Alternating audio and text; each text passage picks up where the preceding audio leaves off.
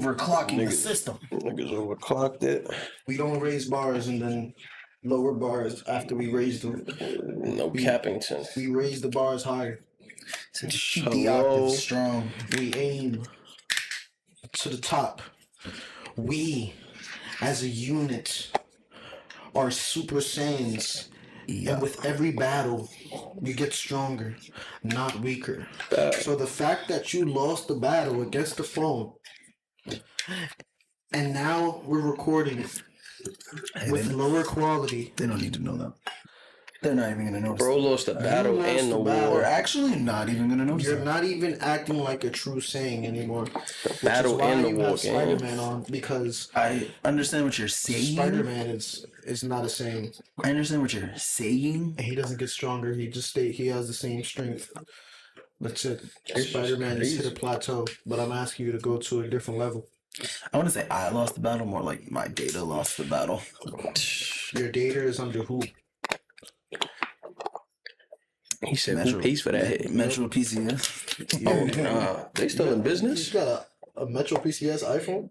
Nah, they not still in business. They do good. Top of the line. Yeah, they all merged with T-Mobile. Yeah, So T-Mobile has like T-Mobile a... now. So you should That's say not T-Mobile? Sister branch. Yeah, basically it does say T-Mobile. But you on a sister branch of mobile. You're not on the mobile. I'm on Sister Mobile. Damn. This nigga on Section 8 mobile I'm on T-Mobile this- plan. He said, I still get calls. I can still text. I'm on the Stepsister Mobile. Nah, it's not the same. They got bought into the family. Nah, that sound like adopted. It sound like monopolized to the family. Yeah, you Sound like sound, these sound niggas adopted, my was- boy. Sounded like they needed help, and T-Mobile was like, "Let me help you." Yeah, Come for here. 10 cents a day type of child. I Like, guess, man. He only talking like that though because he's a Verizon kid now. hello. Best service, best speed, best We prices. don't sponsor, right? Tuh. If we bring it up enough, they might. Hello. You need to. What's the Am I slogan? appropriate enough for Verizon? So what's the slogan? You should know. You should watch some Verizon commercials more, so like we can start doing little takes, and like you could just I don't go want off to be crazy. sponsored by Verizon. They're the most Bro. expensive phone company. Yeah, Bro, that exactly. means they got bread. That means if we're sponsored by them, They they Why have wouldn't you bread. want to get sponsored by the biggest company? Because I wouldn't use it. You don't have to. Bro, they're gonna give you Verizon's- service for free, equipment for free. All right, what I want you to do is look up the statistics of what are the nationalities of the people. Very the diverse. demographics of the people who Work in the company? no, not work, who cop phones from Verizon. How many minorities do you say a day at Verizon? I mean, I think that's all dependent on the location. I'm not jacking that. I am, because I work for 2 different companies, and when I worked in Norwalk, I would see a lot of All right, let me ask you Spanish. this then. Where do you see a Verizon in Bridgeport? There's one in Fairfield right there. That's not Bridgeport. That shit is damn near. Yeah, but that's not Bridgeport. Bridgeport? So I'm making my point here, meaning that they only cater to a certain demographic, people who hit probably over 60K a year. I mean, that's what I'm Maybe saying. even Location even- dependent, because like we still get people that come from Bridgeport. It's just why we gonna put one in Bridgeport? They They don't make know them they're not drive to because the Fairfield. white folks is not going to come to Bridgeport. The Of black course we folks gonna will cater make to the drive money. to the Fairfield. You feel As a me? businessman, right? You want to look out for your minorities, right? Not really. But you also, right? So why wouldn't you want to put yourself around the bread so it's easier access? I would want to put myself around the bread, but that not really. You got to take that with a grain of salt. For You feel sure. me? That's why I say you still want to cater to your people no matter Yeah, what, but but you're not gonna hurt yourself. If I take Trying to cater Verizon, to I'm your gonna hurt people. myself. If you my man's and you like Verizon, I'd be like, yo, my man's really like Verizon. Don't disrespect him. Don't disrespect them. But for me, I'm gonna be like, if I can, like you said, if it makes the phone calls, it got the Wi-Fi and shit. Why would I pay for more expensive service? It's the same shit. No, you wouldn't. That's For why I'm. sure. That's why I'm at Metro. Yeah. That's why I can't But blame at it. that point, that's a little OD. There is a medium. There's a too high and then a too low. Yeah, And I that feel shit like is like- T-Mobile is like T-Mobile is like the middle. Obama phone is the low. T-Mobile, Let's be AT&T honest. type shit. Nah, Yeah, Verizon. it's not low. Like you like mid level. on, man. Below that is not. It's not even Obama. It's the Boost Mobile. Right? People, that still exists. Type Yeah, but I think shit. they got bought out by Metro. They just buying all these little niggas out. All I know is the only phone I wanted from Boost Mobile was those little sidekicks. That was it. I wanted that one where it was like a white and black phone, and it was like one of the dopest like chirps. It was like a rectangle. It was mad simple. Little but that shit razor. was White and dope. black. Nah, that's the T-Mobile shit. All right, hold up. Our age is showing. Let's stop talking about these. I remember there was a black and yellow. I think it was Nextel. And it was definitely a chirp phone. Yeah. I want to say it was black and yellow. Damn, I chirp want to shit look was that dope. shit up. How y'all was from the Bronx and y'all never wanted a sidekick? Nah, we want- definitely had that. you I had- had a That's sidekick. how I got AIM, but I didn't have a family who can afford it. Real sidekick owners remember Bob's Journey. That was like the only game preloaded into the fucking phone. Oh yeah, see? That shit was What you dope. talking about. They said, where you at? The whole There was city like a behind Google us. Bob's slide Journey? phone that was pretty cool that I saw. It was like a touchscreen. It slid up too, and then it had the keyboard and then a little like mouse on the side. Yeah, those were nice. It was dope, but I OD forgot what I was looking up. My favorite phone was back in the day the Nokia phones because it had Snake. chirps, bro. You was looking up chirps, Boost Mobile. Thanks. I used to Nokia's. love playing the Snake game on Nokia. They had the snake and then they had a bowling game. Really? Y'all played games. Yeah, on on a Nokia. The Nokia Damn, I had feel games, bro. old as shit. Yeah, for real. That's why I said we gotta stop our age is showing these phones. I remember my first phone, son. I felt like I was a shit. My My first phone was definitely your prepaid Boost Mobile phone. Shit. my first phone was the AT&T LG Shine. I OG think I know Shine. exactly what you talking It about. slid up and had a little like. Oh, you had toggle. a split up phone? Damn. Yeah, Sure. I ain't even have a flip phone until I bought my own phone. Nah, I had a little Metro PCS. My mom gave me a little hand me down. That's how I learned to get really dumb quick with the texting, like with just the pad, no keyboard. I was like zero. This motherfucker right remember here. I remember that phone. know what I This like about those? motherfucker right here. You could throw them shits so hard. Pick it At the up and then wall. throw it hard all the way back at the other wall. Don't you miss Make the a call. Yeah. Throw it off the roof. Go downstairs, answer a text. Yeah, be like, my Yo. phone. I just dropped my phone. Don't y'all miss the days when you could take the battery out your phone? Hell yeah. Those was good. Or And when, a SIM card, nigga. Companies just started getting smarter. They like, yo, we designing these phones that ain't gonna fucking break. That's fucking waterproof at this They not damn gonna want to point. buy it from us again. I'll be like, damn, you. Niggas gonna have their phone for 8+ years. I think the best thing about retro phones is just like when you ain't want to hear nothing no more, you just hit that. I'm done with this conversation again. I like that too. The slamming of the phone. Hell yeah, that should give you some. Especially when you mad, you might fuck around and crack the screen. That's a hard snap. You fuck up his number 2 button. All right, so days. welcome to the Jungle Squadcast, everyone. We are here with a brand new episode 57. You feel me? Bow. Is there... I'm here. Mr. Ape Loso is here, and to my far left, we got Mr. Rah, and to the fucking Stamp close that. left right here, we got no other than the king of all pod and media, currently in 2024 in Bridgeport, Hello. Mr. Rad himself. Stamp Welcome, that. gentlemen. Stay up there, you. Welcome, gentlemen. How are you guys? Doing good, brother. Good, man. It was a nice little conversation about phones, but how about you guys? You guys don't ever call my phone, so talk to me. This nigga's a We cat. live in a text message generation. Yeah, don't call me. We do. Exactly. He's like, you know better. That's why. Yeah, don't call me. It's crazy. You know I need you for the next. If I call you, it's because I'm about to make moves with you within the next 24 hours. And it needs to be an ASAP response. Yeah, Yeah, for real. but don't call me. Please don't call Don't me. call me. Text me. Call me. Yeah, I'm definitely huge on like just text me. I used to when I was younger, I used to think it was call me, FaceTime me, but now I'm just like just text me. Yeah, because Yes. we didn't have that like full access to the internet, all the like DM social medias and stuff like that, and we were just excited to like be around people, Get engagement. in the phone type shit. So it was cool. So now we can do that excessively, and then now I'm kind of just numb to human interaction. Like I have to keep that at a minimum at all times now to keep my balance, my homeostasis. That's before life got real. Niggas would talk for hours. Like, what is there to even talk about for hours these Yo, I days? can't do Like, that. Yeah, everybody used to go through that time when you was like this, and you drop your phone, and you drop your arm, and your arm was just completely sore right here. I was on the Or phone like for this. too long. Yeah, too long. Dead battery, missed the alarm. You know, you was talking to Shorty for a minute when you were in different like positions with the phone on your bed, like Toes up. On yeah, the toes. Oh, D you nigga on his wiggling his chest. toes like this, feet up. Gorilla toes, like you just busted the greatest nut of all time. Like, Oh, D. Nigga start Just on the vacuuming the phone. ceiling and shit. Yeah. Nigga start doing anything, son. Back on the bed, feet on the wall, counting your toes and shit. The That good old hasn't- days, It's man. been years for that for me. I don't do the little lovey dovey on the phone, but it was good days. You feel me? There was times I broke night. You ever Yeah. broke night? Oh, yeah, for sure. Vamping, as they used to say. Vamping. Damn. Yeah, Vamping's crazy. That just hit me. Nigga said vamping. Vamping was crazy, bro. That's I remember when that throwback shit first started. Like, Nah, for real. nigga, we LimeWire? vamping. That was like LimeWire days and AIM. Yeah, remember the MP3s?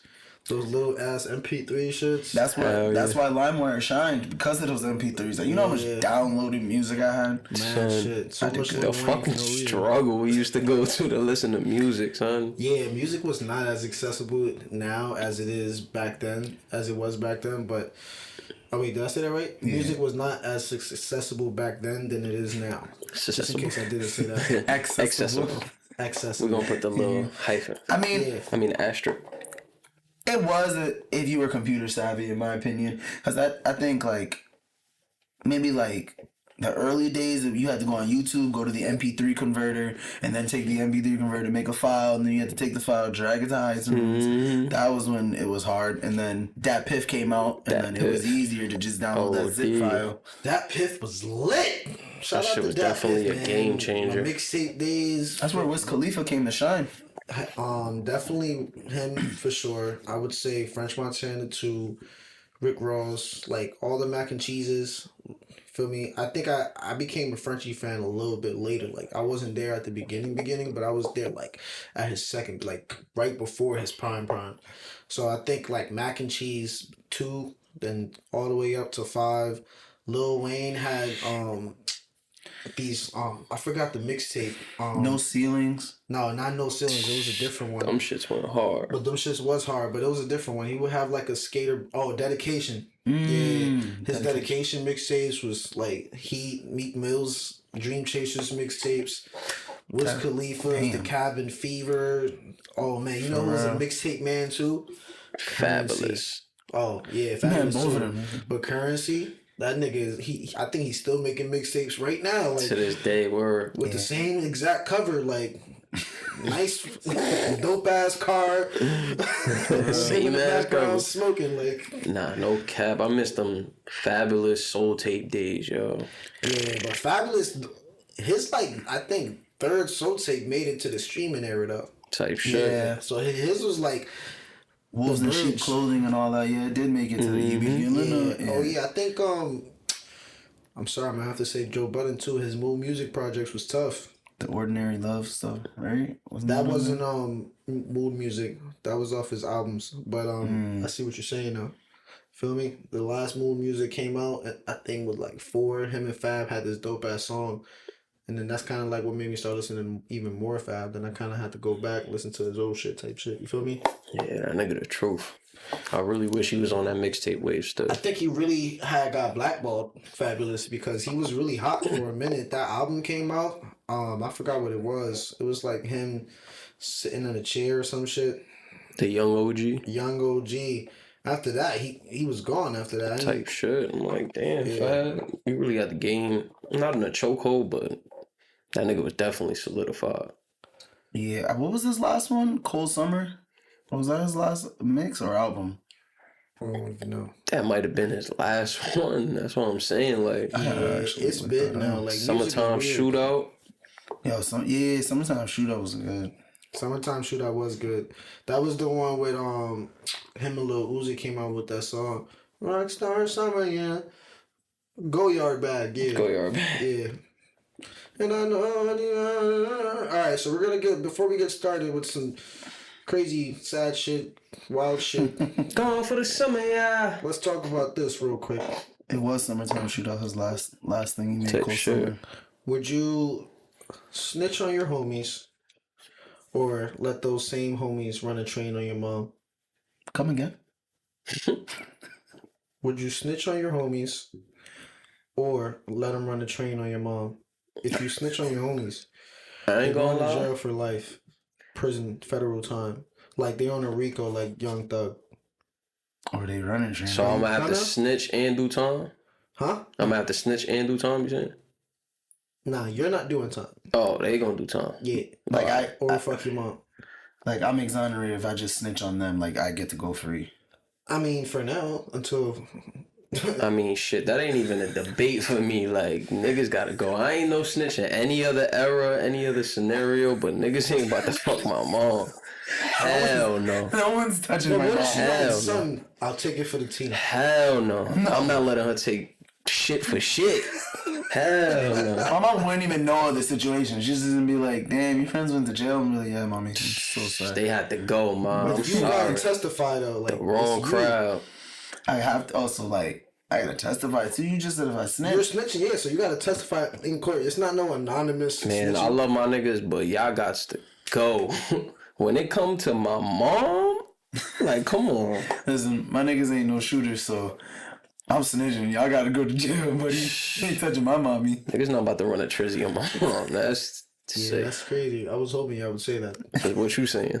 The same exact shit. No, the fuck you thought I was about to say? Get them Some niggas the opposite max. man? Get them niggas the max, I'm yo. snitching them out so quick. I love my niggas, but yeah. Here's the logs. I'm giving full deep. Niggas gonna see McDonald's in my interrogation room, all that. Feet up. I'm gonna be super cozy. receipts.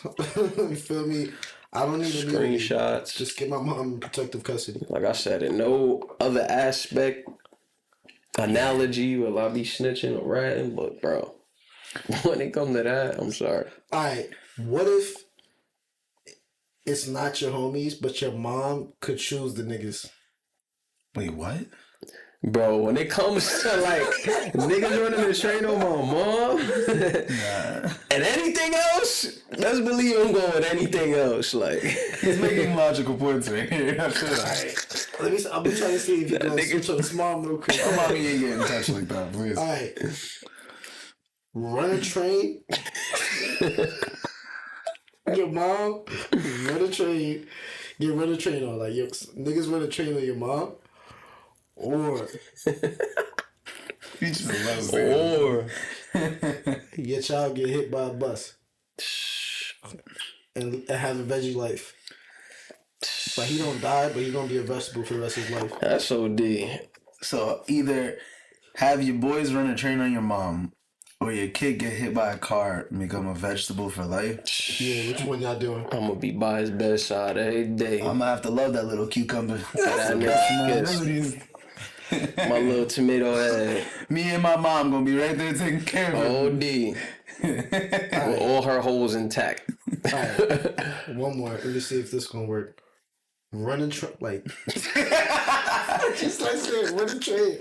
Alright, niggas run a train on your mom, or y'all gotta cut your dick off. No more sex for the rest of your life. Snip it. Get rid of it. What if they all nut in under 20 seconds? Snip it. No. No. So that means it won't even last. But your dick is not going to ever have. You're not even gonna have one for the rest of your life. So let me ask you this. How are you answering that?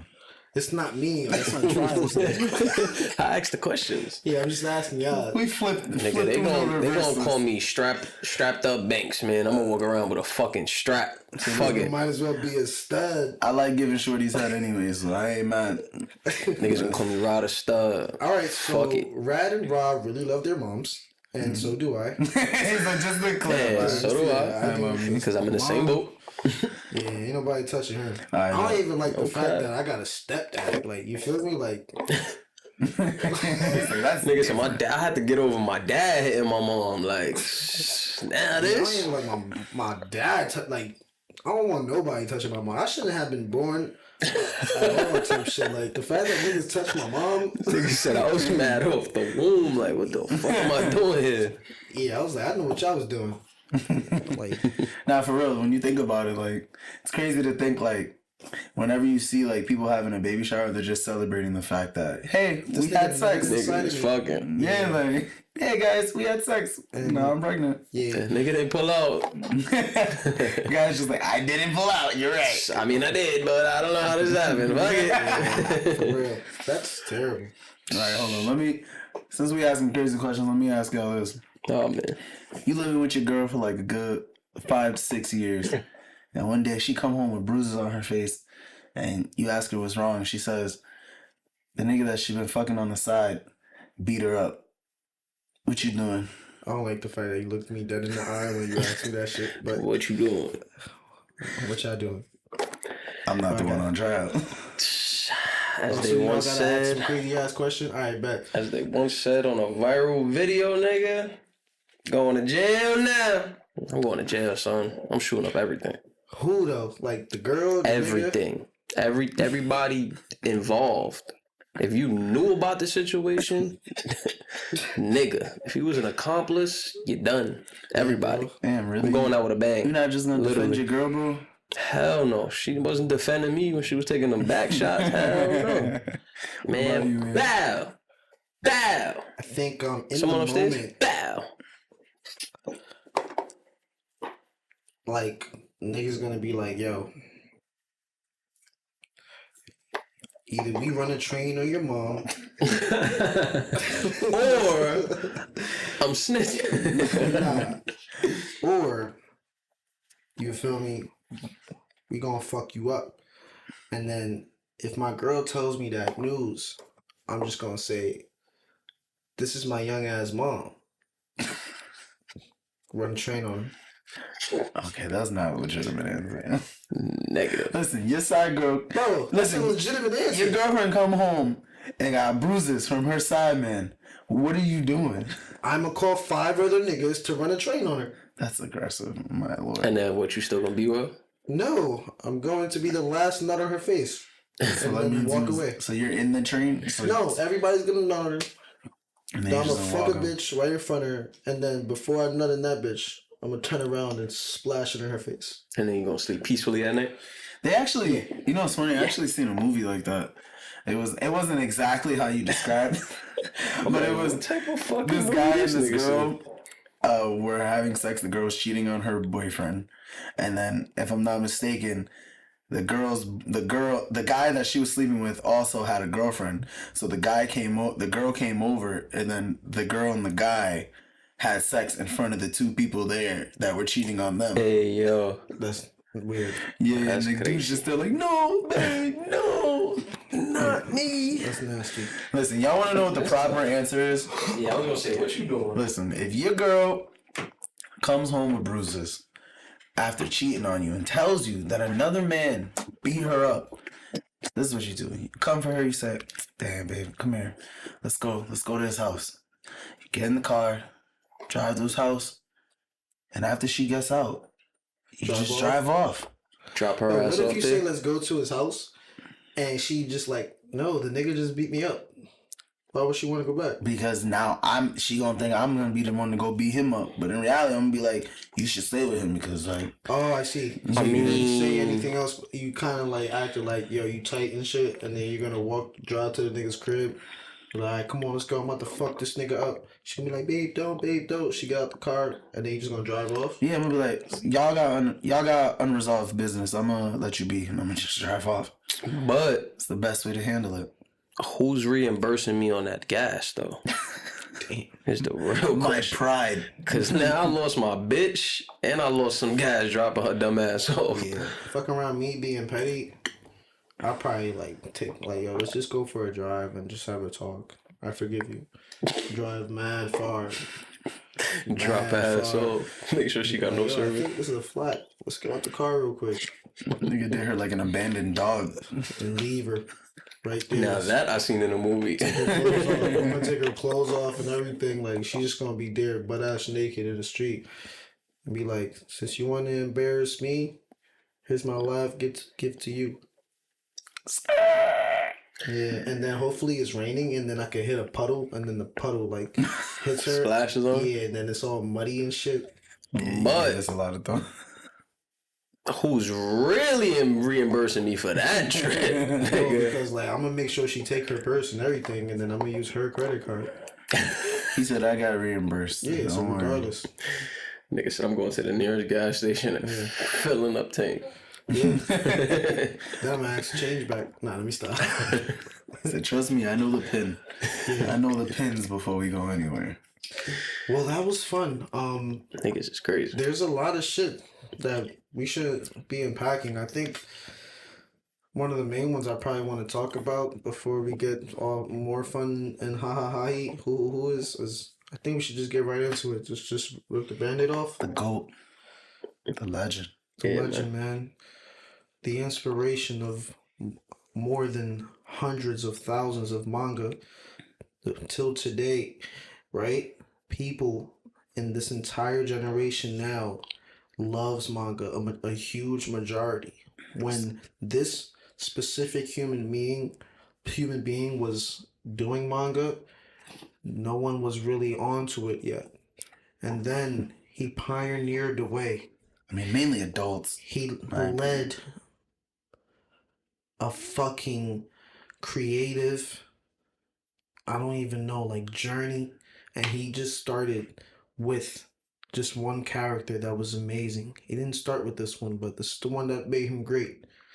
And this man right here, this mangaka artist right here, his name is Akira Toriyama. For those who don't know how to pronounce it, I'm going to say it one more time. Akira Toriyama. Put some fucking respect on this man's name. Queen's Flip. Stephen A. Smith. Akira Toriyama. If you don't fucking watch the show, don't say the nigga's name. If you don't know and you want to know, maybe do some prep first. Yeah. Maybe practice before you hit record. Just some advice. I do agree. Anyway, I think enunciation is everything when it's coming to of other cultures as well. Yeah. That's like taking respect, man. For real. See, that was disrespectful. But I'm not disrespecting the great though. Akira Toriyama is more important than all Jamaican culture. No, let me stop. Hold on. Cut it off. Right, seriously, rest in peace, Akira Toriyama. He didn't only make Dragon Ball Z. He made Dragon Quest and a lot other that made him like really, really famous. Yeah, he had Dr. Slump. He had Chrono Trigger, as well as Dragon Ball Z and Dragon Quest. He was a really amazing man. Shout out to Akira Toriyama. I can't believe he died. Yeah, it's sad, man. Actually, really heartbreaking to be honest. Do you know how he died? I didn't like subdermal hematoma. Yeah, his brain bled out basically.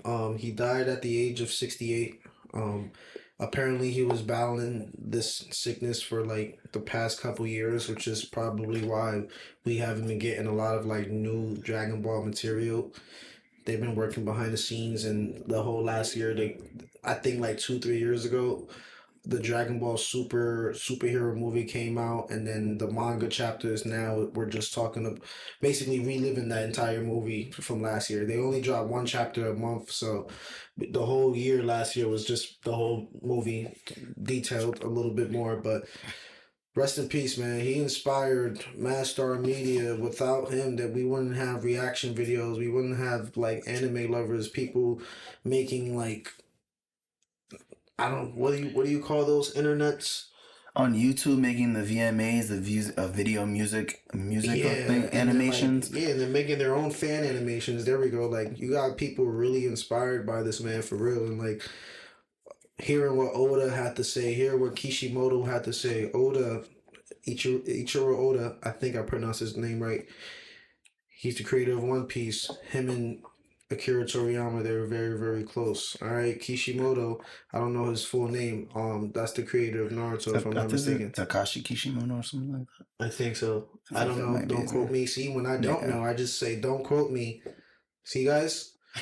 See the quotes? Yeah, don't quote me. I do agree, though. Losing Akira Toriyama was actually really, really heartbreaking. And random. He made, very random. He made, like, literally the world of anime what it is today. So many artists were inspired by him, especially Eiichiro Oda, especially the artists from the artist from Naruto, as well as Bleach, even Kubo, if I'm not mistaken. Without him, Bleach wouldn't be where it is.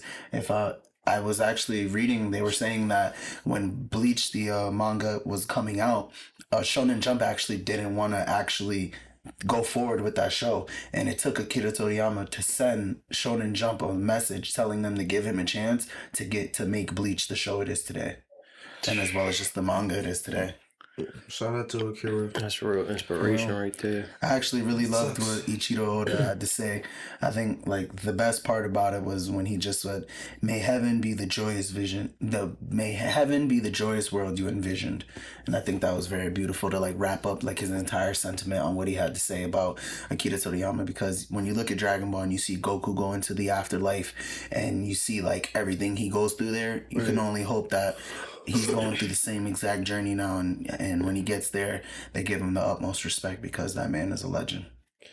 We are in a very technological savvy generation, and I think within the next 50 to 60 years, we can manage on creating our own Dragon Balls and possibly bringing back Akira. But until then, rest in peace. God bless your family. I hope Toyotaro does your show justice. I hope everything goes well with your family, and my condolences are out there to everyone who's kind of like going through this like struggle. It's only been about a week, maybe, right? Can you believe he died on the 1st and they didn't tell us until the 8th? I heard about it on the 3rd. Yeah, they didn't. He died on the 1st. The 4th. I'm sorry. They told us on the 1st of March is when he passed, and then they didn't drop it officially till like later in the month, later in the week. That's crazy. They gave his family time to mourn, obviously, so they didn't have millions of people messaging them and trying to reach out to them and just basically putting them in the news and in the media. There's a lot of respect in Tokyo, so that's very appreciated. Right. Yeah. Rest in peace, man. Did you hear that the cartels actually ceased fire for the day that they found out Akira Toriyama died? What were they firing at? No, ceasefire, as in like, you know, the Mexican cartels, like Mexican culture heavily loves Dragon Ball Z. Like a lot of channels like dropped like movies the entire day on the day of finding out about Akira Toriyama's death. Like Goku is very heavily heavily inspiring in the Mexican community.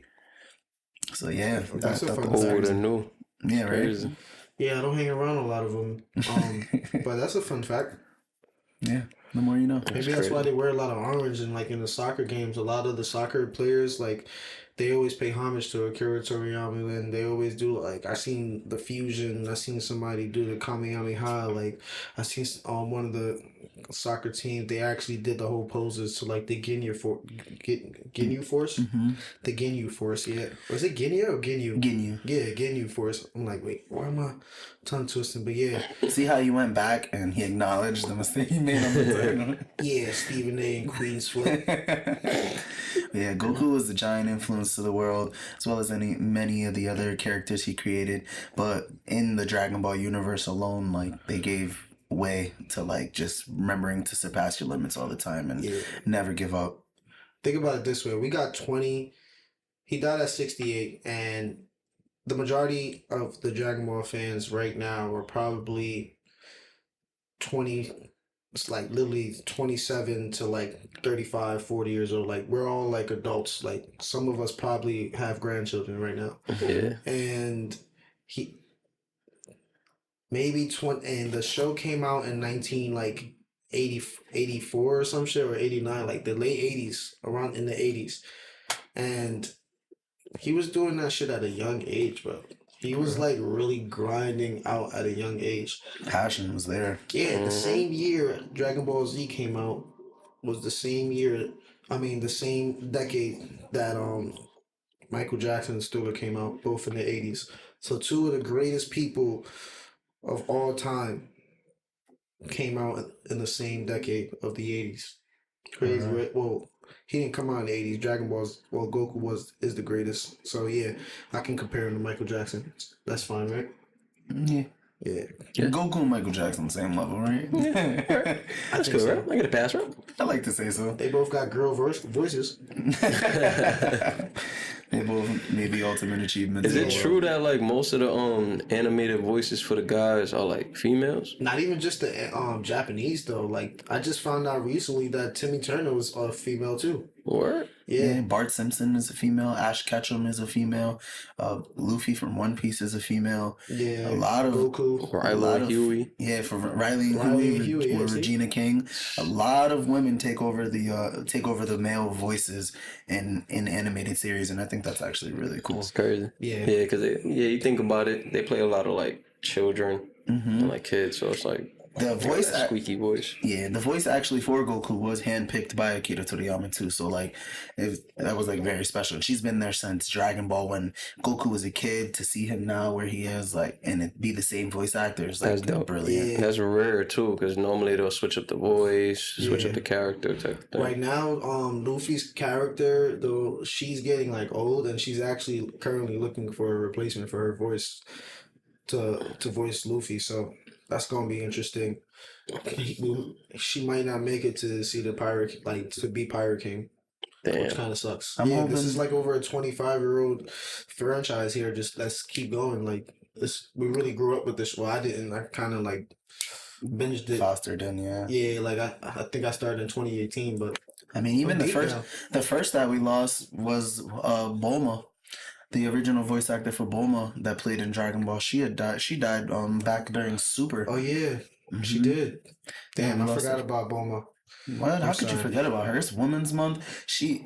Akira Toriyama made her the greatest woman in the world, bro. Like, alright, but that was OD. To throw the Women's Month in there was crazy. This is Women's Month, bro. Come on, like, bro. She created time travel. She helped them get to Namek. Like, she created a dragon radar. Bulma is that woman. Yeah, Bulma did that, not the voice actress, but yeah, Akira Toriyama, the character, did it for her. Yeah, Akira did it. So when I read it, you feel me? Like I ain't have her voice in my head. You feel me? Like, but we might as well stay on TV. So the Oscars just happened, I think, this past Sunday, and guess who swept the floor? I don't know. I couldn't really see him. No. Not like figures. No, like who swept the floor with awards. Oh, actually, I'm not too sure on that. All right, it was one of the movies that I recommended you guys watch.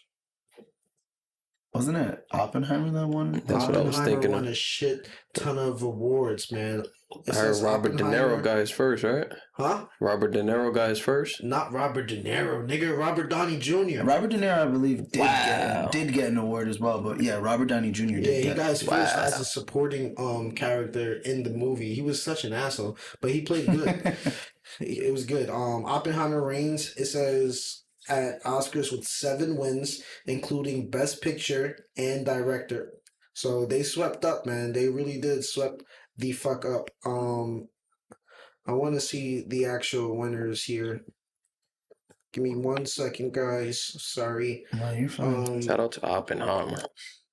Oh yeah, I'm actually looking for mine as well. Here's the complete list of winners. Best Picture. For Best Picture, that was Oppenheimer. Oppenheimer, yup. And it was by Emma Thomas, Charles Roven, and Christopher Nolan. Producers are the winner for Oppenheimer. For Best Director was Oppenheimer. Actor in leading role, Cillian Murphy. Not Sicilian, it's just Cillian Murphy. Oppenheimer won. Actress leading role, Emma Stone. Congratulations for Poor Things, winner. That was great. Like you said, Robert Downey Jr. was a winner. Actress in a supporting role. That was on for Robert Downey Jr. I think I'm saying this backwards, but yeah, I got it. Divine Joy Randolph, The Holdovers, is a winner for adapted screenplay. Yeah, they won a lot of awards. Oppenheimer went hard. Yeah, Oppenheimer original screenplay was Anatomy of a Fall. I never heard of that, but I heard that was really good. Cinematography, Oppenheimer original song, What Was I Made For, from Barbie. So apparently the one that got blackballed in the Oscars was no other than the greatest movie that came out last year, I think. Barbie, right? Huh? The Barbie movie? Hell no. But that was a really good movie, though. I liked it a lot.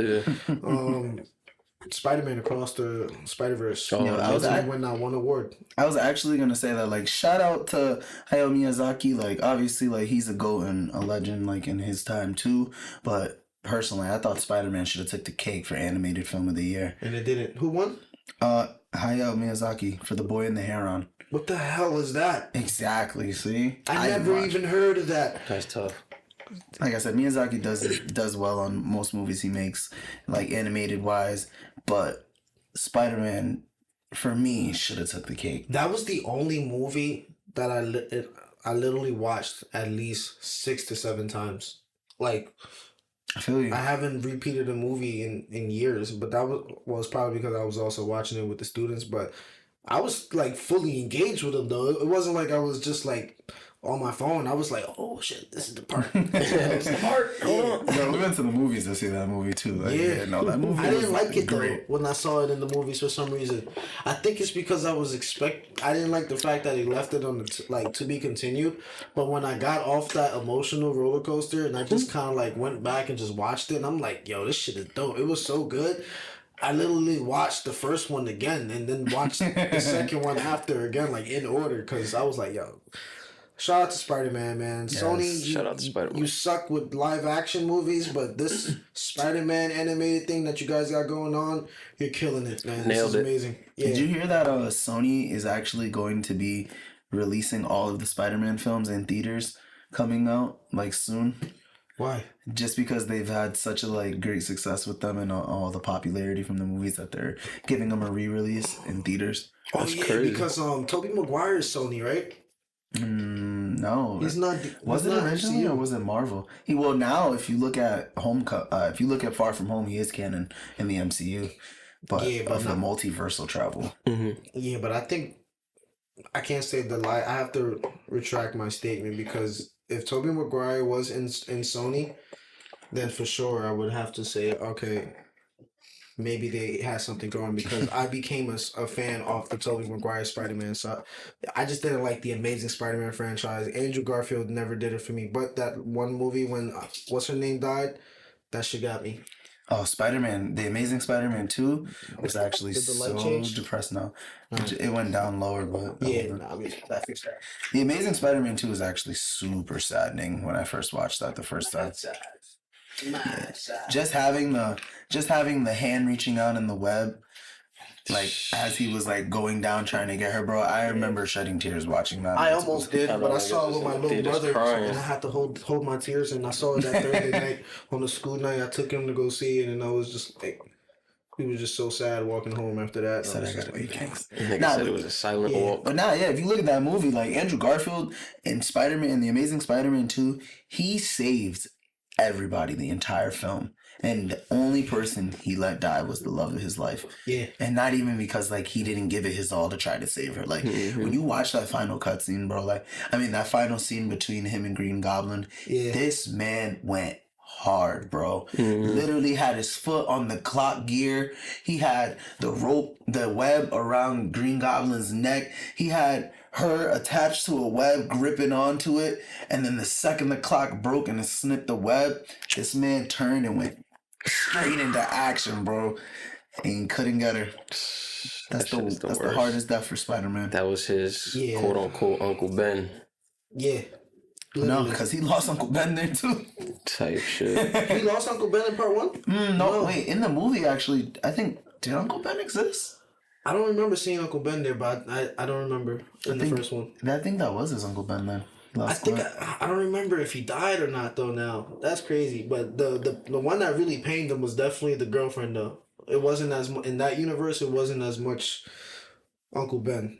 But before we escape, I do want to talk about some shit about the Oscars. We didn't. Oh, yeah. Shout out to the winners and all that great shit. But how y'all feel about John Cena? John Cena announcing the winners butt ass naked. And I think what's his name? Is that his name Jimmy Fallon, the one who announced them on the stage? They did Jimmy like Kimmel. Jimmy Kimmel. Jimmy Yeah. Kimmel was the host for that. Yeah, they kind of like brought him on stage. They had a little skit like, "Oh, being naked on stage is weird." Blah blah blah. I'm nervous, and then he grabbed the announcement winners card and then covered it up, and then went on stage. Ha ha he he, and then Costume design, very important. yeah. It was cool, but I don't know how I felt about You it. said John Cena naked was cool. Like, it was, for what it was, yeah, they were trying to make it comedic and making people laugh, but I feel like for something as popular as the Oscars where there's children watching as well, I don't think it was the place for that, to be honest. Yeah. I think it's not like it was random for a John Cena, not gonna lie. Because if you look at some of his shit, like, he's that type of goofy person, you feel me? But I feel like the conspiracies that come behind it is a little questionable. Especially having somebody like Jimmy Kimmel, I think he's like a part of the Illuminati. So I'm gonna just throw it out there. I'm gonna just throw it out there. But just like I don't want to start labeling them the Illuminati's and shit because I don't know, but there is a certain level of like emasculating a male in Hollywood that seems to be like very very prevalent, and that seems to not be going away like anytime sooner. And to me, that's weird. Like we just had Cat Williams start off the year talking about how these men have to do such like feminine things And roles, play like wear the dress, do some gay shit, like, and that's the key in order to get to Hollywood. We just heard about Matt Rife having to suck dick to get a business done for Hollywood, and I'm just like, you've seen John Cena as he got older and hasn't been wrestling much in more movies, and it started out as action masculine movies. When he started out in wrestling, he was a fucking hip hop rapper. Like he would used to go back and forth, bar for bar, was with his fans. And then he went to movies and he was just the Marine. Yeah, he was the Marine. He was the action hero. It was cool. But he still plays some good roles. Like it's not like his shit's flop. Like honestly, so I don't like. Yeah, but he's also gotten more niggas in the dresses. Him in the heels, like That's what I'm saying. It's not weird because he's like. that's weird, bro. It's like he's that goofy character. You feel me? He might have all the That shit's not muscles funny, and. bro. You could be goofy and not be I think that type of like flamboyant. I think It's not random, when though. you're someone as muscular and as popular for strength, demasculating yourself to get into the comedic range of the world, and think acting is where demasculate he's going to demasculate yourself. It's Emasculate. Yeah. I thought emasculate is when someone else would do it, but to demasculate. Yeah, It's one of the two. We'll figure it out. Yeah, I just want to make sure we're grammatically correct here. But yeah, to like definitely like dumb yourself down and look like softer than how you initially seem is like the trend, I think, for him to try to get into this comedic roles. Yeah, emasculate, deprive a man of his male role or identity. So make someone weaker or less effective.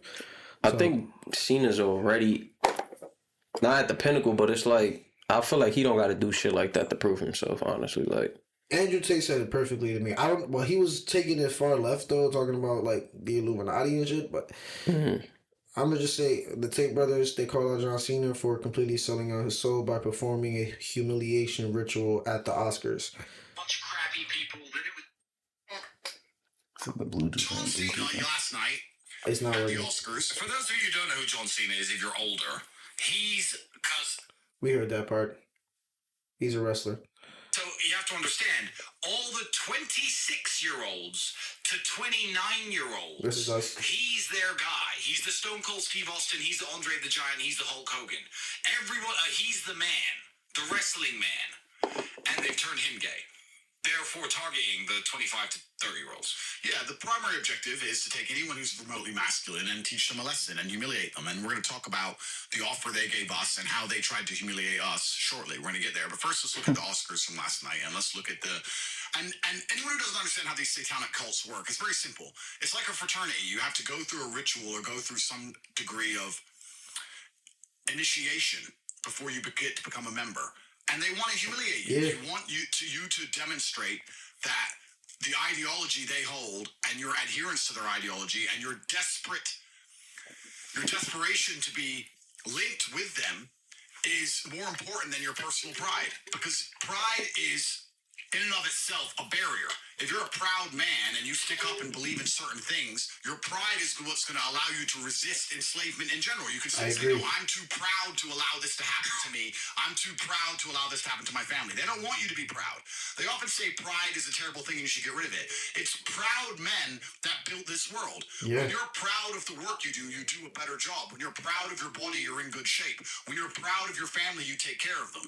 They try their very best to remove the idea of pride. So you have nothing to be proud of, because then you're malleable, you're empty goo. It's almost like they can inject the slave programming directly into your cellular, at a cellular level, and you'll just mold into anything they want you to be. Man, woman, literally, Democrat, Republican, who knows? It's very obvious now. So they build up masculine figures. I'm sure John Cena, when he wanted to become a wrestling superstar and get really muscly and get in fantastic shape and run around being a big, strong man beating everybody up, when he had all these dreams and aspirations, he didn't intend on ending up walking around naked or putting on a dress. There's a video of him with Jimmy Fallon wearing a dress. We need that video. Tonight is that's not the video. He basically relived the skit that happened at the Oscars, but I'm just going to skip that. They made a point at the end.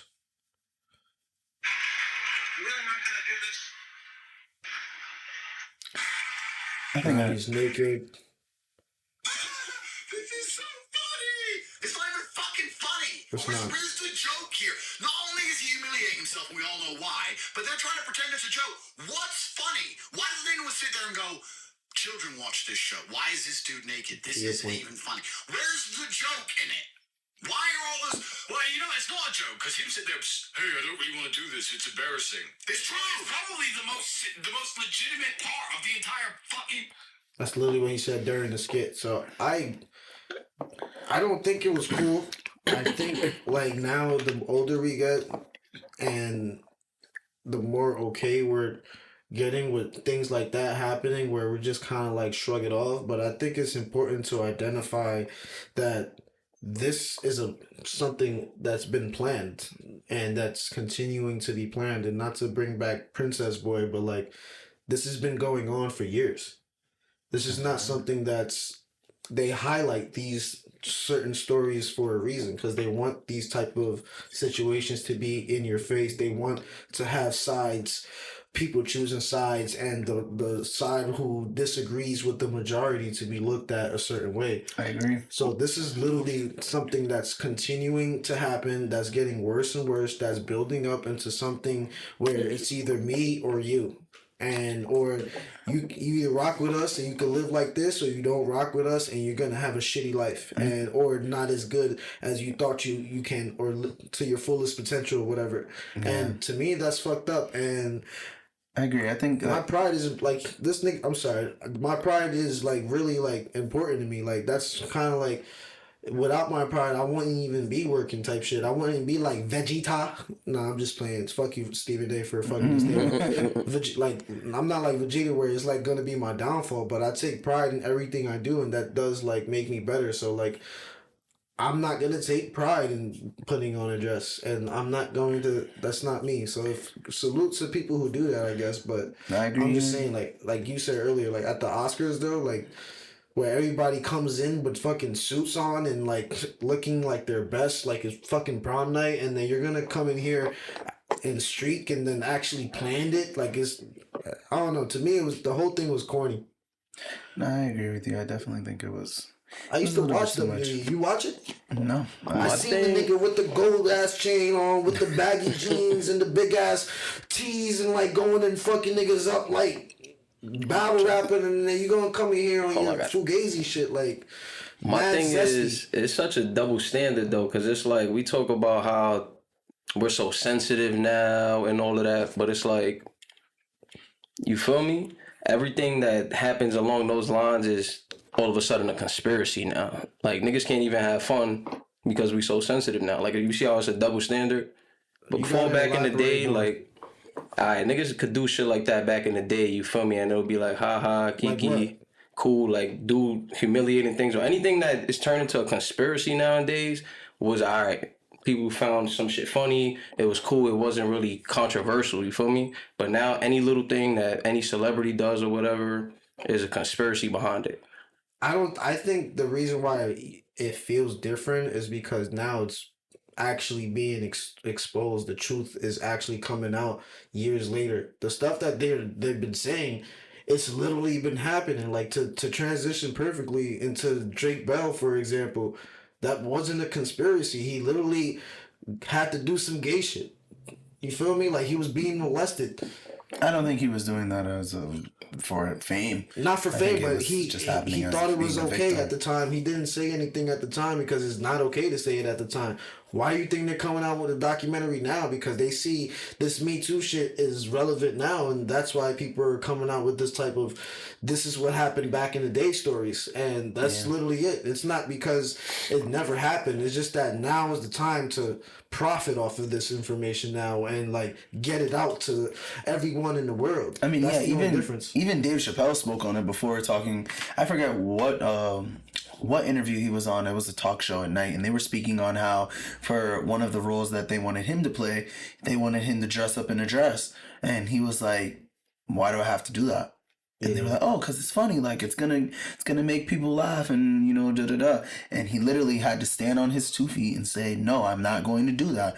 And then he still had the role, and it still came out hilarious because he stood on his own ground to make sure that I'm not gonna emasculate myself and diminish who I am and what I'm working towards just to cater to the public. Yeah, Him and Kat stand on that too, and look what's happened with their careers. They're not the Kevin Harts or the Eddie Murphys right now, but that's what the truth comes with a price at the end of the day. So at the end of the day, the people who are in power are the most likely 9 times out of 10 the most fucked up people. So because of that, you gotta just get in where you fit in. You feel me? And that's just really the reality. It's sad. It sucks, but I don't think the conspiracy theories. I don't think.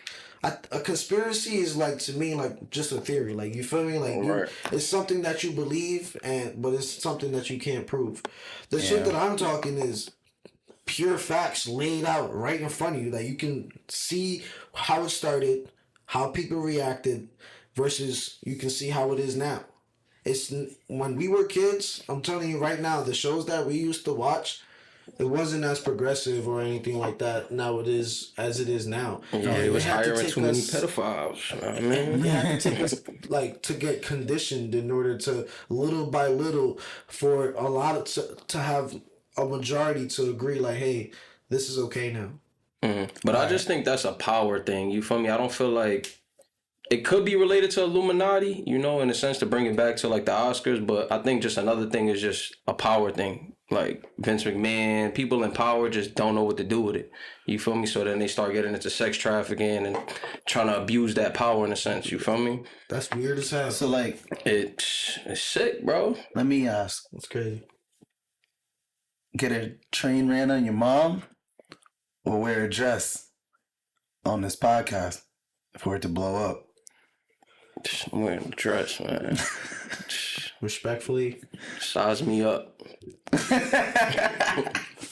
Throwing a pair of heels too. Fuck it. What's your answer? I'm so comfortable with my masculinity, and I feel like other people are too, that they could do shit like a nigga like John Cena could do that and not feel humiliated, because it's like, nigga, I could do shit like that. Not everybody's built like that, and not everybody's made for a role like that. You feel me? So that's why they pick niggas like John Cena to do that.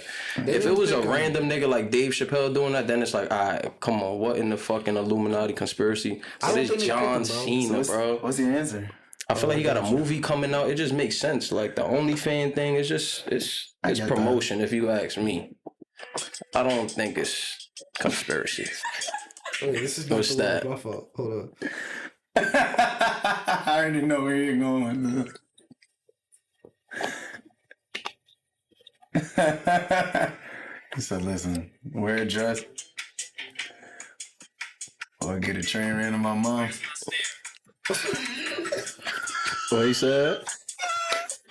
This is his answer. Hold on. You gotta go to lyrics. I got you.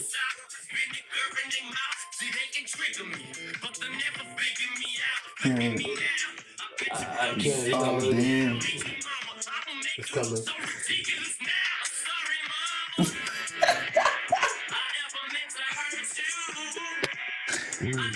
That's the answer. One more time. That's what you put. So for this pod to go up, you wouldn't put on the dress? I'm not putting on a dress, and I'm not letting nobody break my mom's, but I'm gonna put her in that predicament and then swoop her out of there. I said I'll get it close and then drop in and say Nigga said, I'm gonna give niggas the green light, and then when they come, boom 'em. Yeah. Let it spray.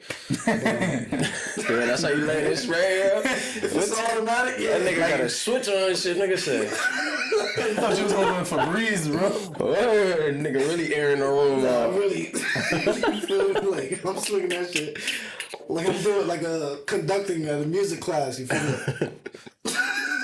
I'm shooting niggas up. Like Nigga, two straps up. That's how Drake Bell should have been, man. I can't believe everything I heard going on with the whole conspiracy theory for the Quiet on Set. Yeah, shit crazy, bro. Yeah. It's sad. I was reading into that, and somebody was like, they think that like somebody like Amanda Bynes got it the worst because she like kind of just went off the mat, didn't really speak up on it. Look at her now. Crashed out. She had mental breakdowns. Yeah, Like I think she's doing a little off the better now, rails. but definitely crashed out. Yeah, she's done. And honestly, I just truly believe that you can't like keep things in the dark for too long. You They feel always me? come to light. Oh, true. Eventually, it's all going to come to light, and eventually, you gonna get yours. So, if you ever feel like, or y'all ever feel like y'all are owed something, or like somebody did you wrong, and you know they're in the wrong, don't even worry about it, because eventually it's gonna come and bite them right back in the ass. Nah, I feel Yeah, that. karma don't miss. But I mean, like, yeah, even looking back on like, God don't miss. amen. Stamp that. But even looking back on like old like Nickelodeon shows, when you see them, like the shows that were created by Dan Schneider, like most of them were very like Perverted? I think perverted. Yeah, like there were a lot of like sexual innuendos in the shows. Yeah. Especially like when you're even looking at like Victorious, for example, there were rumors that the kids were drinking on set.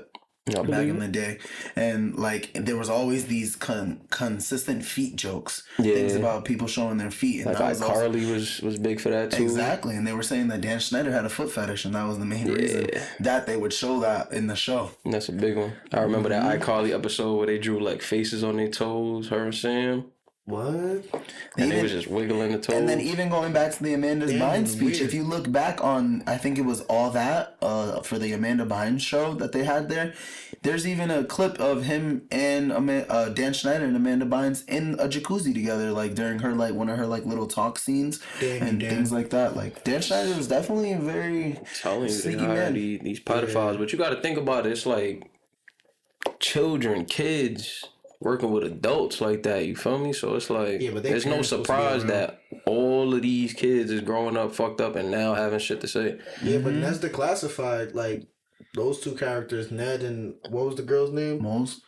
They just fucking each other. Yeah, not even just fucking. Like she was topping that nigga off, fucking. You feel me? Yeah, Like, Moses was crazy, going around the whole school. They got a whole podcast now, and they just talk about shit. But she came out on her own about that, so I'm proud of her for that. She can admit. Remember when it was sucking your dick? She can admit her wholeness, which is amazing to see. Right. I know that's one reason why you fuck with her. Is like she cool, but I don't think I'm going. Damn, I think he just checked. I'm like, bro. damn, every 5 minutes, gang. Shit. Well, the last one cut working today. The last one cut at 53, so I'm just proactive today. Nigga must start charging you. Nigga say, yo, 105, bro. Check it again. Cause like the last one cut at 53, nigga, and then we went away for like 20 minutes, so everyone's gotta make sure we all do our part around here. Yeah, because if you start over, we starting over. I'm like, let's check every time. We got 30 minutes in this.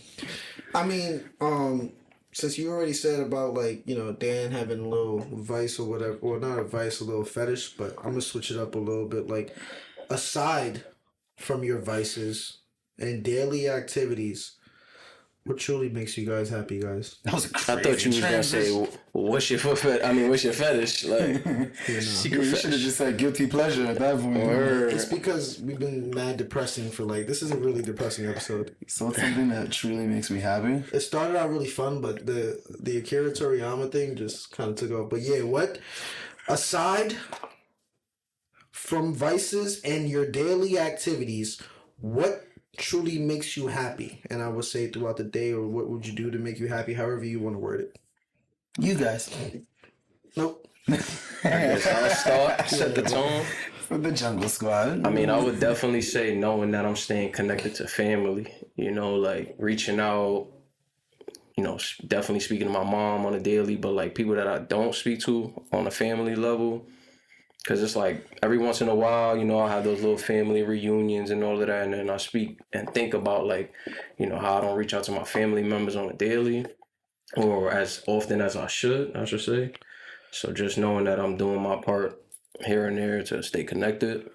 That's important, man, because I suck at keeping constant communication. I do with some of my family members, but even then, I don't think I tried my best to do it daily, but if not with everybody, like I would love to, but for some reason, I feel like we were all kind of like raised to be like independent and on our own type shit, and it's kind of sad because I've always wanted that connection and that closeness where we can talk every day, but even when we do have the opportunity, it's not, I have to be the one to kind of like reach out, and to me, that's never fair. So like, it would make me happy if I can have that, but the reality is I don't. Yeah. But I'm happy you do. Or that makes you happy. I think for me, it's hard to answer what besides what daily activity or vice, because I would personally say for me, what makes me happy is like, do not say video games. no, I was gonna say my job. Say video game. I mean, video games are just as fun, but yeah, that is a daily activity. But I was gonna, but I wouldn't say it's that. I think it's just like being able to teach, and honestly makes me happy. Like being able to teach a skill that I've like grown to know for like quite some time makes me happy, because there's a lot of people out there working in professions that they didn't see themselves going into, or like just in general that they don't want to be at. So it's like to be able to teach something that I love, I think is something that keeps me truly happy. I definitely can see that aspect of teaching, but I also appreciate the teaching people who want to be taught. Yes. Yo. And oh my God, because of my career currently, I guess I don't necessarily have that opportunity as much as I would like. I'm dealing with some people who want to do it and fully commit and learn, and then a majority of people who just don't want to do it. They're just going through the motions and just there. I do agree with that. Yeah. But for you, it is different because, nigga, they're paying for that. They should, if they paying for it, they should want to be at the schools, like a public school. They're not paying, so they don't really give a damn. They just need the grade to go on to another grade and then do whatever they want. So. I mean, for me though, I do get those kids that are just like, my parents just want me to do this, like get me out the house and make sure I'm active, so they can tend to be lazy. And I think for me, those classes are sad to have those kids, but the actual kids that have the passion and want to learn make me so excited to just do the job and be able to be like, I know this skill and I'm happy to do it for you. Which is why even for me on my days off, I come in and teach private lessons, because I want to be able to teach someone who's passionate about wanting to learn, you know? I feel like that makes it all worth it for y'all, those very select few that actually have the passion, and you could tell that they absorbing the knowledge and the impact that y'all leaving on them.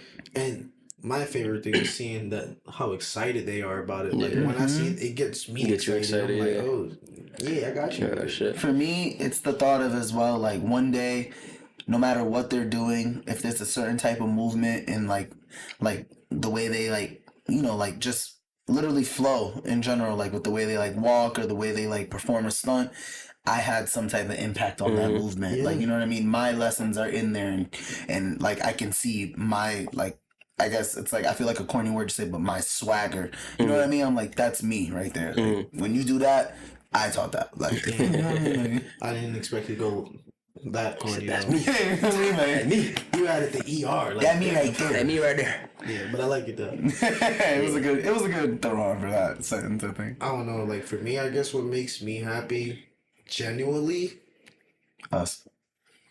No, definitely not. Every Monday at 9:30, man. I know. You guys be giving me heart attacks. That's another As soon story. as I hear, yo, I'm running a little late.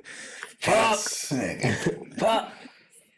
This should be all set up like like an hour and a half before y'all get here type shit. I Like, get home at 8:30. The lights is getting put up. Like, just in case y'all come early, like I'm ready. You feel me? Like, Niggas, hopefully today's the day. but nah, yeah, I what swear to true? God, Roz never got here before 9:30. I swear. Type shit. We're on 9:30. Maybe 9:29. Park in the car. By the time I get upstairs. Now, one time he got here at 9:30 and lost his, like, locked himself out the car or some shit. Like, lost the yeah. keys in the car. I'm like, No cap. Really couldn't find them shits. But really though, Abe, other than like your daily vices, your vices and daily activities, what truly makes you Makes happy? you happy, boy. sex. It's not a daily activity for me. Does it truly make you happy? No, it's only temporary happiness. All right, let's keep going. Good answer. Good fix on that answer.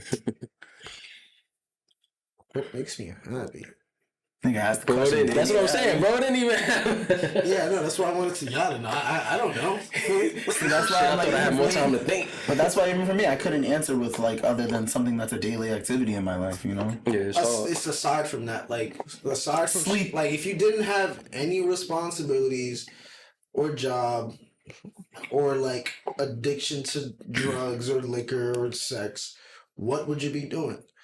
For me, it's like my thing is this music that, but like I'm trying not to say that because I guess, but there's also different aspects of music, so I'm trying to think of something other than like music, and it would probably would have to be. I know this shit sound crazy, but watching TV, man. I love you, bro, because I wanted to interrupt you so bad and be like, I can answer that. I got you, bro. 'Cause Watch TV. For both of us, this nigga said I can't say video games, but he can say watching TV. So I didn't want to say it, but like, yeah, watching TV, I actually do agree. I am a movie man, and I love movies. I'm someone who like my love language can be like sitting there and wanting to watch something with someone and sit there and binge. So I do feel that. I'm actually. mad simple, but aside from entertainment, and I would probably say cooking. I would probably get more deep into cooking, like really start learning chef skills, and like instead of using sazon, like how to make sazon type shit. You feel me? Like everything from scratch. Like that would be me. Like I'll probably be in the kitchen for sure. I like that. We'll give you a So pass. cooking or movies. I want to make like. I want to have my own little bodega spot, like, But they got like having the chopped cheeses, the bacon, egg, and cheeses, and like all the burgers and sandwiches and shit. Like I think you got to make it the Aki way though. I make it better than Akira. The niggas don't add- Never. I'm telling you right now, I do, bro. Trust me.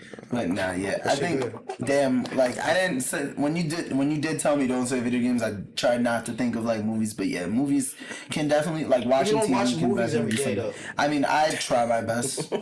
I watch TV I like shows. I have like shows, but movies, I can't watch that shit every day because the good ones are all like 2-3 hours long. Or I've I'm seen not them about to sit already. there. Type shit. Yeah, and I've definitely seen the majority of all great movies. The black ones, some like the white ones, the like Japanese ones, everyone's. Yeah, for me, I think it is movies too. Because when I look back to my childhood, that was something me and my Family dad did. and not even for me, my family. Because my mom was more of like a. If they ain't singing and dancing, I ain't watching it. But for me, I it hate was those movies. Yeah, you get.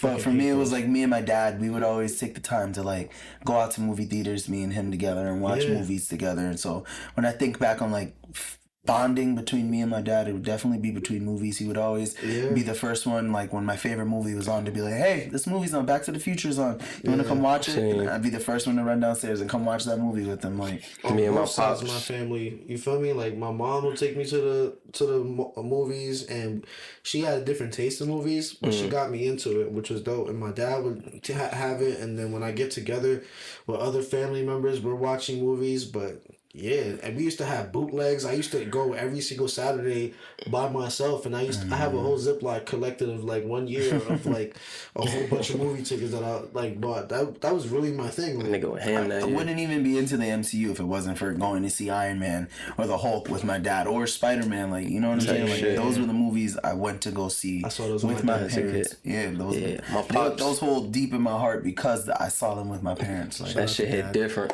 Yeah, my pops used to take me to the movie. We used to go early afternoon and just movie hop, bro. We'll see like two, no less than two. I miss that, bro. You can't do and a that now half, because yeah. they got reserved seating. But movie hopping used to be the best. Go see one movie and knew that 2 was out, and then you just right after that go see the next one. Like, I'm going to the bathroom. yeah, Yeah, for real. Cut Psych. through the theater to the other side. Nah, man. that sucked, man. I got so mad when they added that because I remember the week before I was literally there and it wasn't there. Like I said, Yeah, damn, it I was plan to a watch reserved 3 seating, movies right? today. Yeah, I saw Identity Thief or some shit like that. The guy who was the main character in Ozark, he was in some movie, and then That's I my used guy. to just walk right, fuck the whole line, the Bay, you know Bay Plaza AMC, right? Yeah. Like right there, like the cashier, the line would be right there, but there was this line, like that led right past, right to the escalator, bro. And all you had to do was just make sure they look in the opposite way, and then just walk up. right confidence. Yeah. It's Yeah, like for you me- belong there. For me, it was when Bowtie Cinemas was here. They now they're the AMC Marquee 16, but for me, that was like an open plot. You literally could go to this side of the theater, like theaters with like 1 through 5, and then be able to cut over to 6 through 10 through the bathroom and just be able to go see one and then go see another right That's after. crazy. Damn, where you could cut through the bathroom Right, to like, each theater. There's an entrance on both, not in the actual theater, but in the actual like the walking like place. Oh, I see There was what you're saying, you yeah. can cut through the bathrooms to get through each hallway. Damn, That's dope, though. fire. Yeah, so when they back before reserved seating, like me and my dad would definitely be the ones to go watch one movie, cut through the bathroom because this other movie is playing over here in 10 minutes, and go watch that next Finesse in movie. the system. Well, what would y'all say was the last like great movie y'all watched? That was like, damn, like I want to recommend this movie or like That ass, it was Oppenheimer. No Oppenheimer? funny shit. Yeah. Word? I literally, he tried to like talk to me through the movie. I said, bro, shut the fuck up. No, I didn't know he was there. I didn't know he was talking to me. Like I was standing. Nigga I didn't even drowned sit him out. down. Bro I was was standing standing up right in like front this. of the TV, just Nah. watching it. It's one of those movies that you literally can't miss a word. But bro, that movie was heat. I like the fact that it was real. It was a true story. I started doing research on it to see like everything that really happened and stuff like that, and a lot of it was very true. So That's why they won that Oscar. yeah, and I like movies like that, and to have us really relive it and feel, I felt everything. Like I felt how he felt like after he made it. It's like he probably knew like way before that maybe he shouldn't have made this bomb, Oppenheimer, but as a scientist, that there's something inside you, that curiosity that you gotta continue to feed in order to feel like you're alive. That 'Cause if you ignore it, satisfaction. you feel dead. So he couldn't ignore it, but he understood the repercussions of what was happening after that, because after he made the bomb, what ended up happening was they started discrediting him because he was going around saying, advocating for peace basically, and saying like this was wrong, and the government was like, they're already trying to mass produce it already. Like, bro, you done made it. You already You way can't too take far, it back. and my boy. Yeah, he talks with the president. I think it was Franklin Roosevelt at the time. I'm not sure. I think, and he's like, "Yo, I'm sorry. I think I made a big mistake. I just killed millions." And then he's like, "You did great. Thank you for serving your country." He walks out, and then he hears him saying, "Wow, what a pussy." Like, bro, like, and he couldn't do anything anymore. And the people who were discrediting him was the people who helped him actually create the bomb and give him the space. They got him a house, had to work in a whole different facility, and that was the guy who Robert Downey Jr. played, and fucked him over. Like, they sued him. They got him in like the court cases trying to get rid of his license. Bro, it was it was crazy, and they just fucking violated. I think it was Hiroshima, so it was deep. There are 2 other people actually who live with regret for things that they invented. If I'm not mistaken, it was the man who created the switch for the Glock. he actually felt horrible after making that as well. I just recently heard about that, actually. Yeah, you see, he knew that it was gonna have terrible repercussions for the world. And then it's funny that the next person I saw recently for that was the man that created pop-up ads. He actually apologized to the world for that. He's like, I'm so sorry, guys. Fuck, yeah. Because he was in the campaign marketing, aspect of his career, and he wanted an easy way to, get marketing out there. So he was like, let's make some pop-ups. And pop-ups have taken over. You feel me? And Damn, I thought that was a virus. It happened by accident. I didn't think somebody intentionally created a fucking pop-up. What an asshole. That nigga pulled out Oppenheimer. Now you realize what he did to the world, and he's like, I'd rather Hiroshima happen to get... No, let me stop. Imagine being the man who made pop-ups, and now you have pop-ups popping up on your computer. I'd be so upset. In the worst way. Like, all my illegal websites that I watch and shit, like, those pop-ups are a pain in the ass. I gotta... X. Yeah. How many other tabs am I gonna get? Yeah, that shit sucks, man. There hasn't been necessarily new music, but there has been something that happened that's coming out, and I wanted to get your guys... I don't know, it's just news. So, Northwest announces her new album. I heard about this. Elementary Dropout. I thought that was actually... like, which I think... I'm gonna let her rock. I'm not saying, she needs to be making bars right now. Enjoy living, as Kanye West and Kim Kardashian's, daughter. But I also love that the title is the same as her father's first, college dropout, new elementary school dropout. I get the play. Yeah, I like that she's following in his footsteps for sure. Hopefully she's 10 years old. Yeah. And she's about to have better production on my album than I'll ever begin to fathom. She got Kanye making beats for her. The mixture, the producer, the features that's probably gonna be on this. Her album at 10 years old is going to be way more successful and better than anything that I've ever created. Just because of the people in her circle. Crazy. And that is insane. And she's blessed. But I'm kind of jealous. Because I wish Kanye was my... Nah, I don't wish he was not my dad. Kind of wish. My uncle, yo.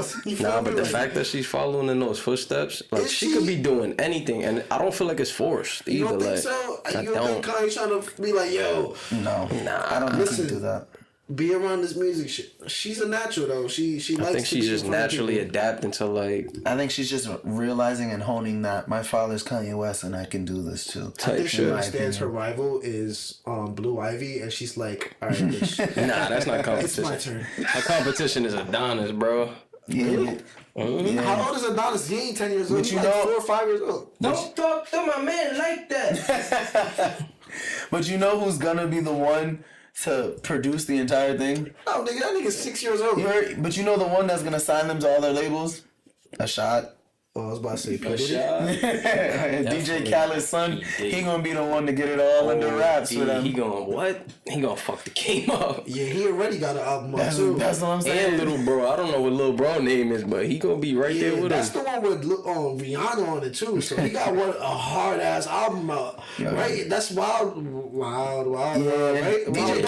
DJ Khaled definitely set the way, putting his son, an infant, as the executive producer of the album. That nigga's making bread. All the kids are realizing we can make our own money. That's lit. Let's put our kids on the song. Let's make them producers. But yeah, Northwest, I'm proud of her. Like I said, she's going down her route, and I think one thing like I said, I did say earlier, just, soak up being Kim Kardashian and Kanye West's daughter, but also I do feel like I get where you're coming from. Make your own money so that I can say this is not Kim Kardashian and Kanye West money. This is Northwest money. I'm almost positive Kanye's gonna have credits on that shit.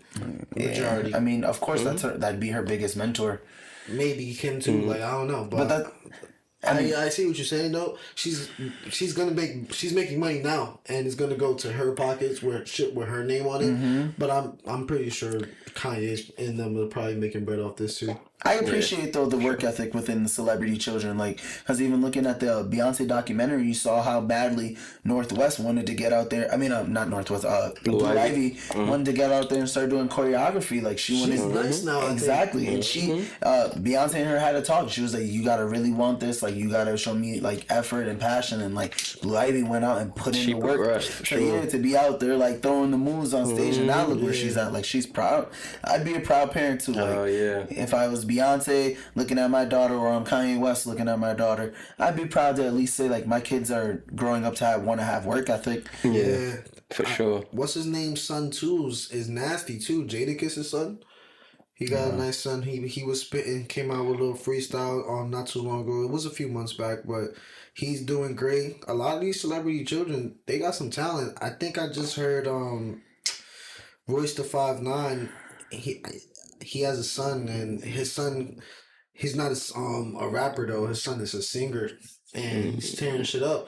Joe Budden's son, he's rapping. P. Diddy's son is rapping. So a lot of the generation is here, guys. We are old. Like yeah. The new wave, the worst generation. I don't know whether they're the worst. They probably are the worst generation, but The ones following us? the ones after, I feel like 2016 was the worst, but tolerable to listen to. And then after that, it's just I can't even fuck with at all. Like I'm done. Like I can't. Hey, I still listen to like my 2016 playlist. Of course. Yeah, like everybody who came out XXL 2016. It was a little weird at first, but they grew on me for sure. Like I ended up definitely liking Kodak a lot. I ended up definitely liking A Boogie a lot. There was Jack Harlow on that? No, it was on. Nah, I don't even think Boogie was on that. I think it was Kodak. Nah, Boogie was on that. On that XXL front cipher. Uzi, I know Yachty was on. It was Uzi, Yachty, 21. What's that nigga name? Juice WRLD wasn't in there, no? No, right? Nah. Damn, Kodak, 21.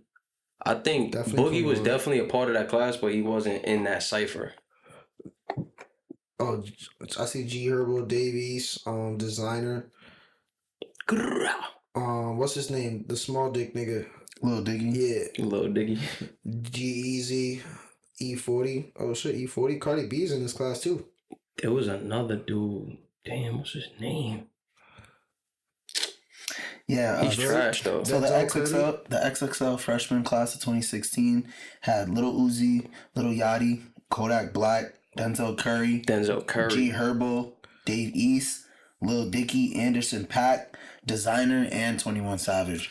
Damn, so that was actually wasn't on it. That was like A Boogie was actually on 2017's XXL. Oh, he was 2017. Yeah, he was there with PNB Rock, Playboy Cardi, Amine, Cap G, Kyle, Ugly God, Made in T.O., and XXXTentacion. Kyle came out with a movie and then he was done after that. Yeah. After party, and then I never heard of Kyle again after Kyle said, I ain't even getting high. Yeah. Was that him? Right? Kyle made that. Yeah. I'm like, who the hell is Kyle? Chance to rap. You never seen that movie After Party? Oh, that's him? That's him. I know him from the movie. Yeah. That's who I knew him from too. I didn't even know he was a real rapper. Yeah. I just thought they got a random actress. Like, yo, this is gonna be your role. Call that nigga an actress. Crazy though. Looking at no cap. Oh, you a bitch. Looking at the 2016 versus 2017 though, it's crazy how the 2016 XXL class is still way more prevalent than 2017's. Granted, PNB Rock and XX aren't there anymore, like to be on the forefront. But like even then, like Lil Uzi still going crazy.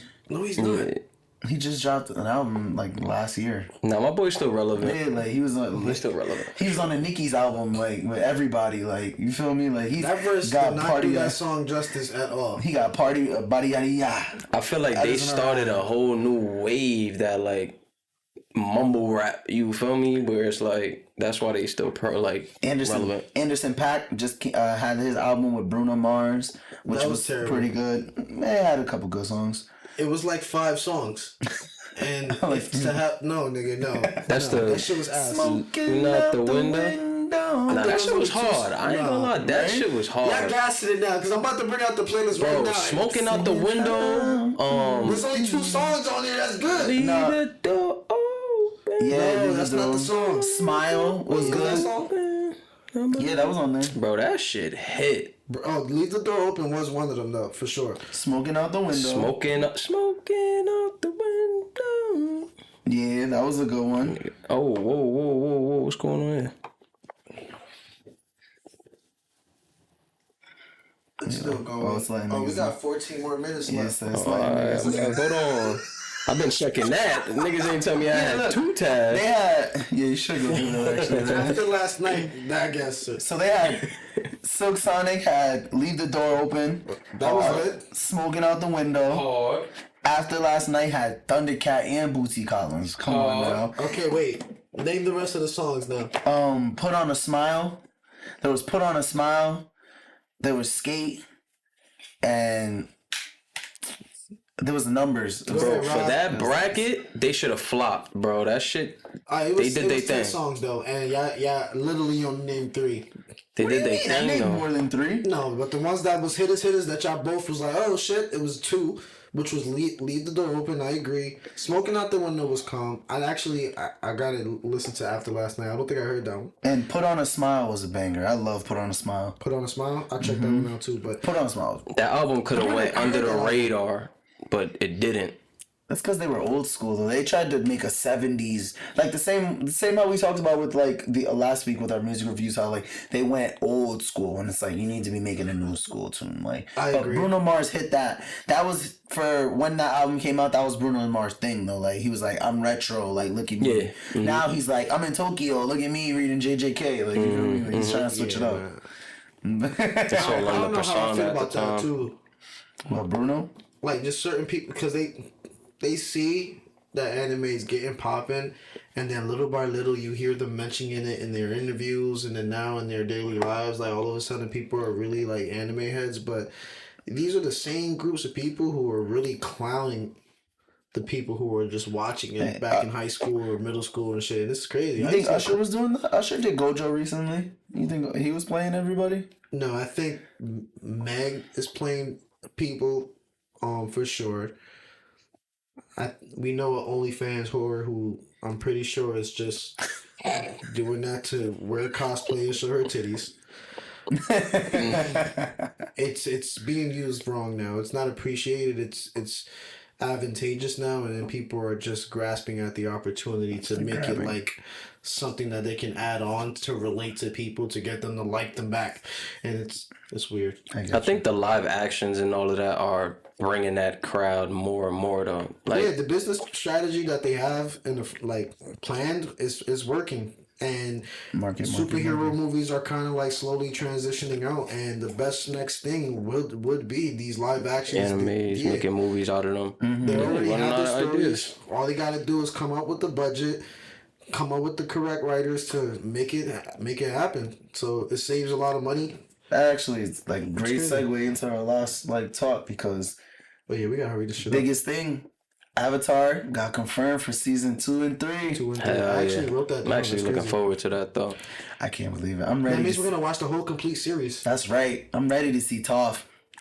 Hopefully that's next season. Yeah, well, yeah. In canon wise, like in the show, yeah, Toph was in book 2. Was there only 3 seasons? Yeah.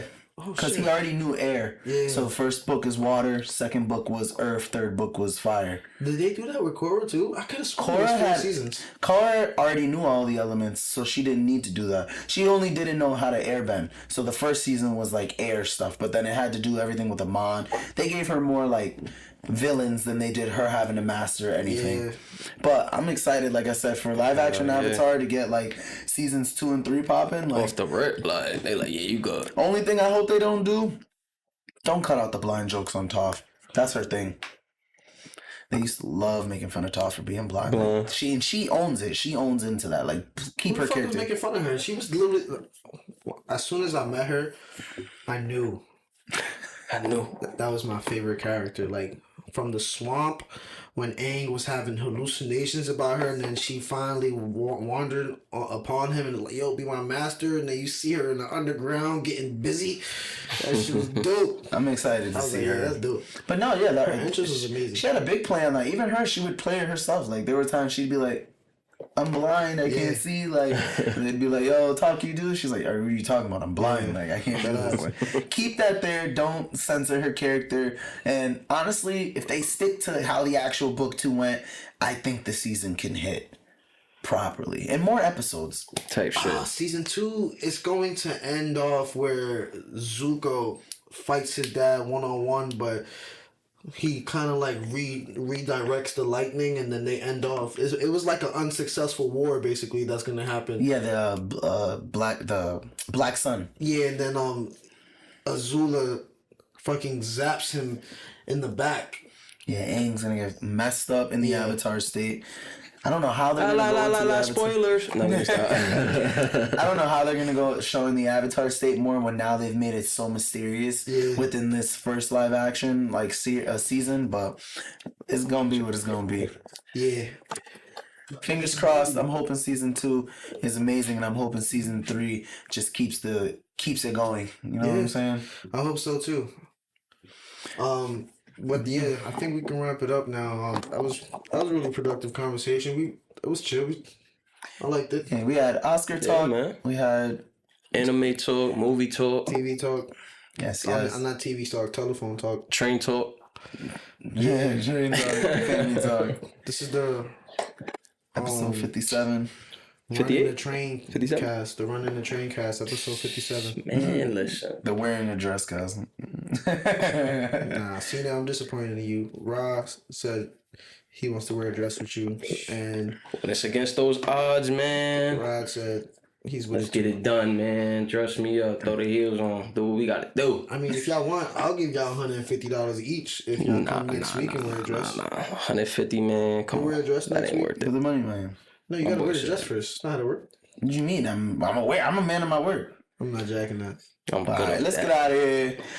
Wrap Rest it in up, peace. man. Make Rest sure in y'all peace. like, comment, subscribe. Rest in peace, Akira Toriyama. Yes, sir. You the GOAT, the legend.